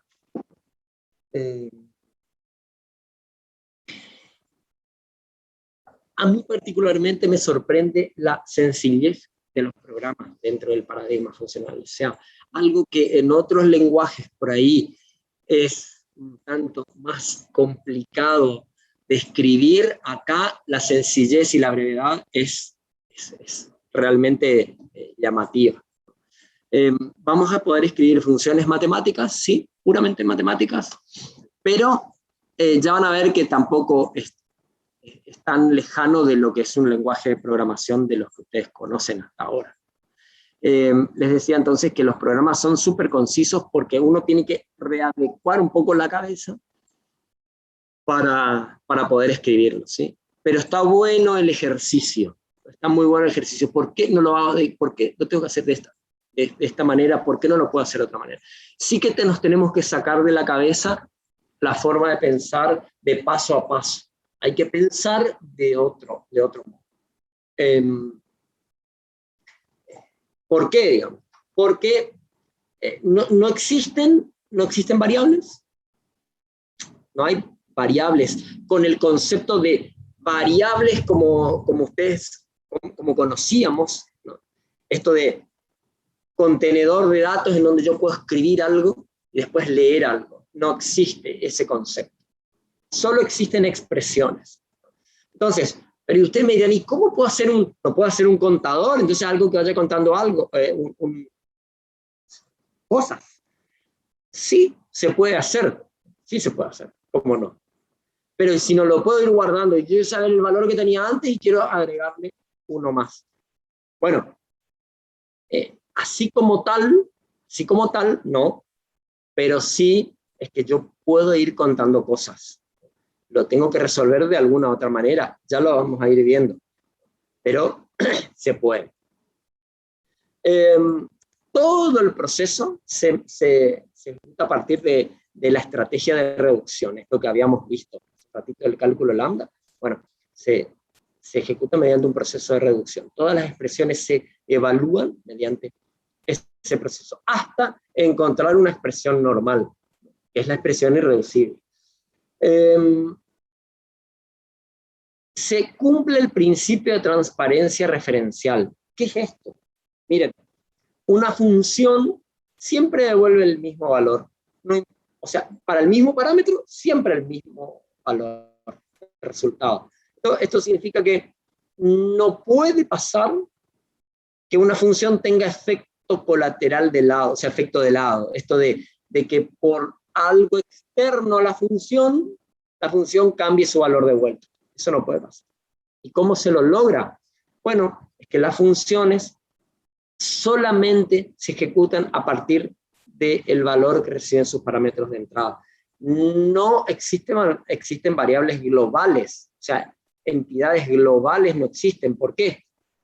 Porque eso podría estar afectando el funcionamiento de una función si es que hace referencia a esa entidad global. Claro, cambia la entidad global, la función cambia su comportamiento. Eso no puede pasar en este paradigma, por lo tanto Haskell también lo respeta. Y eso no pasa. Ya vamos a ver cómo nos tenemos que amañar para hacer cuestiones como esas. Pero la función solamente, grábense en la cabeza, dependen exclusivamente de todo lo que es interno de la función, más los parámetros de entrada. No depende de ninguna otra cosa externa a la función. Y por último, aparece la idea de funciones de orden superior, ¿no? Un poco derivado de aquel concepto del cálculo lambda, en donde un parámetro puede ser una expresión cualquiera. Entonces, si un parámetro puede ser una expresión cualquiera, puede ser una función. Ahí aparece esta idea de funciones de orden superior, que son las funciones que reciben como parámetros de entrada otras funciones. O también incluso que pueden devolver como resultado otras funciones. Vamos a ir viendo de a poquito ejemplos de este tipo de funciones que son muy particulares, ¿no? Funciones de orden superior. ¿Se entiende ahí alguna pregunta respecto de por ahí estas características breves del paradigma? Nos tiene que quedar por ahí en la cabeza eso, ¿no? No existe la idea de variables, eso no, así como de contenedor de datos no existe. Una función solamente depende de los valores internos de la misma, no de los valores de algún valor externo. Eso es transparencia referencial. Esas cuestiones tienen que empezar a grabarse en la cabeza. Y todo el proceso, les decía que el proceso se realiza a partir de reducción de expresiones. Todas las funciones que vamos a escribir son expresiones, y las llamadas a las funciones son expresiones. Entonces, todo es una expresión.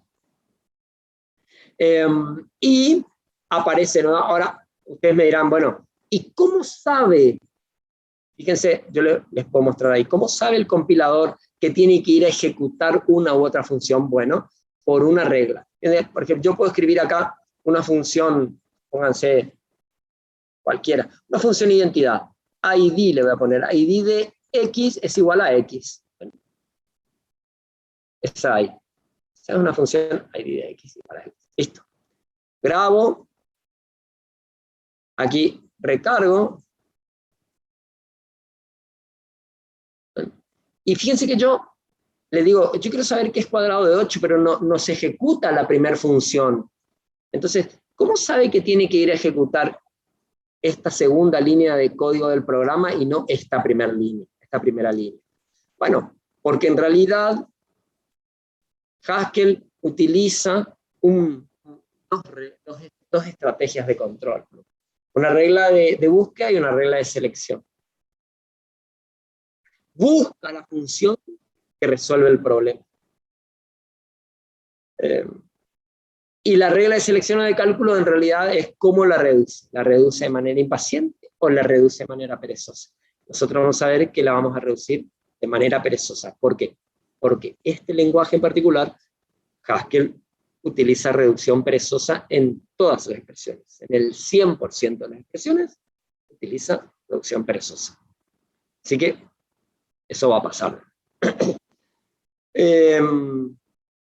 Bien.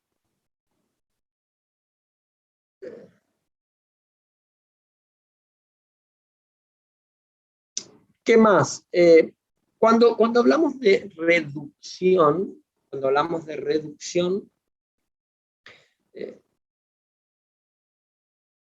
que vamos a tener son estructuras como las que les voy a mostrar ahora. Miren, una función en Haskell se define así: un nombre, como las habíamos definido hace un ratito, un nombre, un parámetro y una expresión. Este es el cuerpo de la función. Fíjense que tiene más o menos una similitud con una expresión lambda. Nada más que acá aparece un nombre, que antes no aparecía. Así ya aparece un nombre. La función se va a llamar doble. Doble y va a recibir un parámetro X igual, que sería como como sería el punto de la expresión lambda, y este sería el cuerpo. Fíjense, en el cuerpo aparece 2 veces la X. ¿Qué es la X? Es el parámetro formal. Entonces, ¿qué es lo que, cómo se reducen las expresiones? Bueno, fíjense, el programador puede escribir una expresión como esta, y lo que va a ocurrir es que Haskell va a hacer una reducción progresiva de las expresiones. Va a determinar cuál es la subexpresión o el regex que es factible de ser reducido en este momento, y lo va a reducir. Fíjense, 5 por doble de 3. Entonces acá lo que va a intentar hacer es va a reducir doble de 3. Va a buscar una función que se llame doble de algo, va a emparejar este parámetro actual con este parámetro formal y va a reemplazar esta parte de la expresión por este cuerpo. ¿Me siguen hasta ahí? Sí, Sí, profe. Ok. Entonces, ¿qué es doble de 3? Bueno, es x más x. Por lo tanto, lo que va a hacer es va a reemplazar el 3 por la x en este cuerpo. Me va a quedar 3 más 3. Después va a sumar 3 más 3. He vuelto a una reducción. 5 por 6, 30. Y ese es el resultado que vamos a obtener. Si nosotros miramos en nuestro compilador, en nuestro intérprete, podemos hacer una expresión parecida. Yo podría decir, por ejemplo, 5 por cuadrado de 9. Y se ejecuta el proceso de reducción. No me muestra paso a paso, pero internamente se ejecuta el proceso de reducción y esta expresión reduce a esto.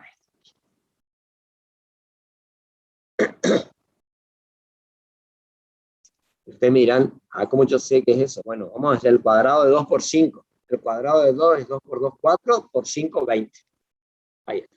Ahí podemos validarlo que efectivamente ese es el resultado de evaluar esta expresión. Bien, y ese es el proceso que se usa en el paradigma funcional.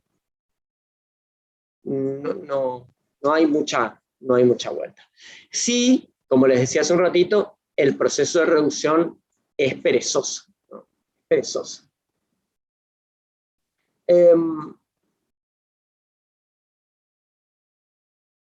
¿Y qué significa que sea perezoso? Que en realidad nada se va a reducir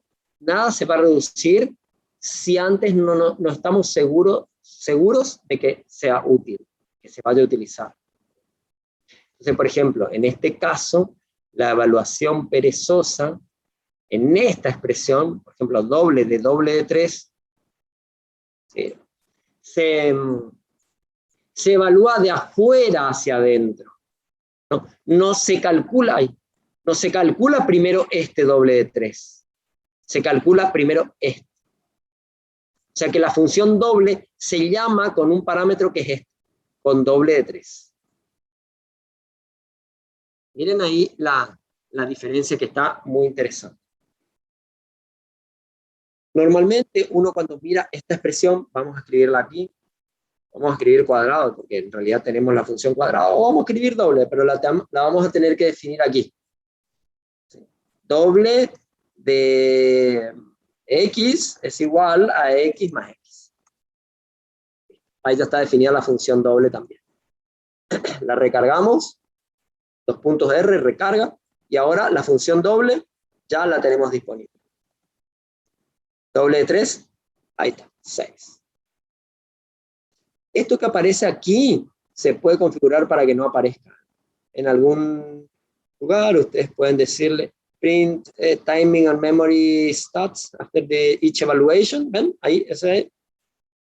Y type, print type after evaluation, que sería el tipo de la función. También lo podemos sacar. Y ya obtenemos el resultado simplemente. ¿Ven? Bueno. Ahora, ustedes, por ejemplo, si tienen doble de 3 o doble de 3, ¿qué les parece? ¿Qué se va a calcular primero?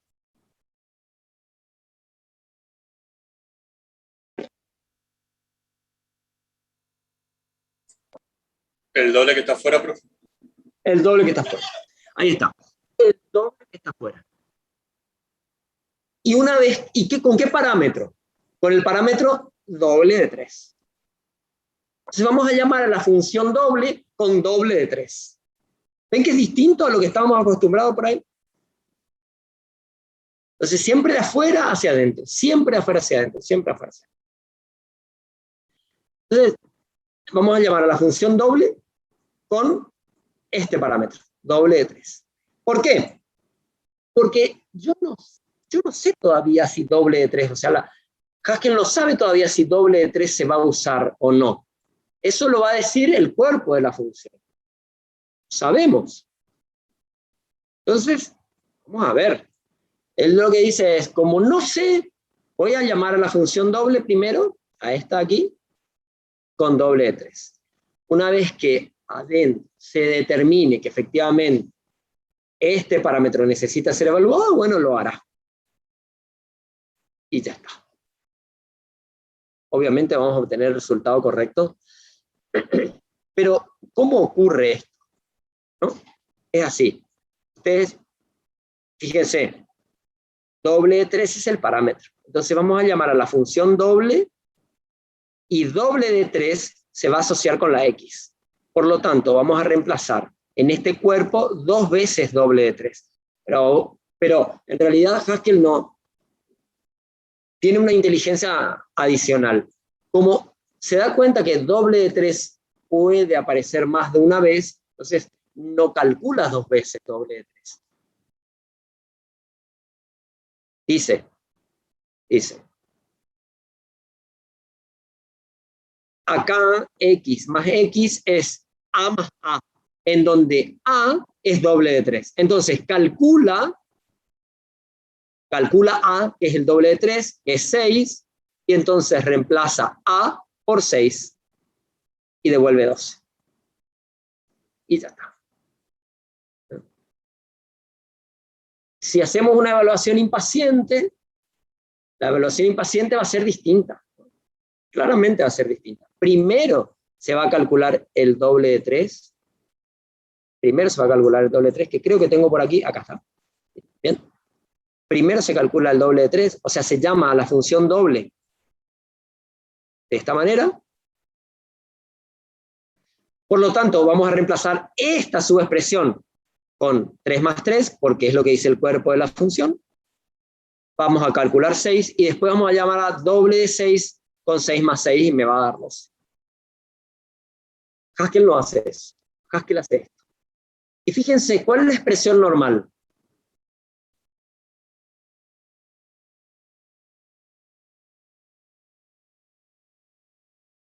¿Cuál es la expresión normal? ¿Se acuerdan? La expresión irreducible.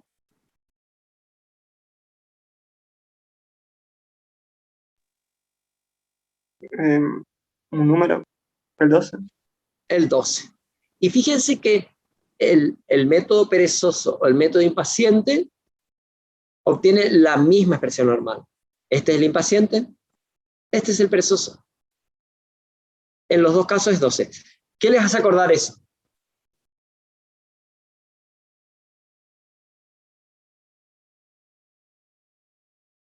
El teorema de confluencia. ¿De acuerdo? El teorema de confluencia. No importa la estrategia de reducción, la expresión normal es única. No importa la estrategia de reducción, perezoso o impaciente. La estrategia de reducción. No importa la estrategia de reducción, la expresión normal es única. Bien, bueno. Creo que hoy fue así, arduo. Les regalo 5 minutos antes de que termine la clase y lo dejamos acá. La semana que viene, ya les digo, por favor, instalen el intérprete de Haskell. Vamos a utilizarlo bastante. Vamos a trabajar interactivamente entre todos. Así que les pido ahí manos a la obra para eso. Les voy a dejar alguna info adicional de esto que les digo en el aula, como para que lo puedan descargar, lo puedan instalar y demás. Así que miren eso, chicos. Ayúdense con sus compañeros, por ahí dense una mano para los que tienen algún problema. Y si no, consulten. Ok, profe. Bien. Bueno, lo dejamos entonces por aquí. Nos estamos viendo el jueves que viene. Y ya les digo, cualquier duda que tengan, no duden en consultarme. Bien. Bueno, profe, Bueno, gracias. No, profe. nos vemos. Chau, chau. Chao, profe, buen fin de semana. Hasta luego, Igualmente. profe. Que tengan un Chao. fin de semana.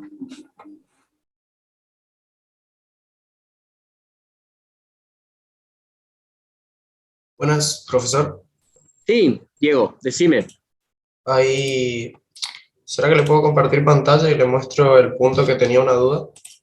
Sí, cómo no. El punto 29.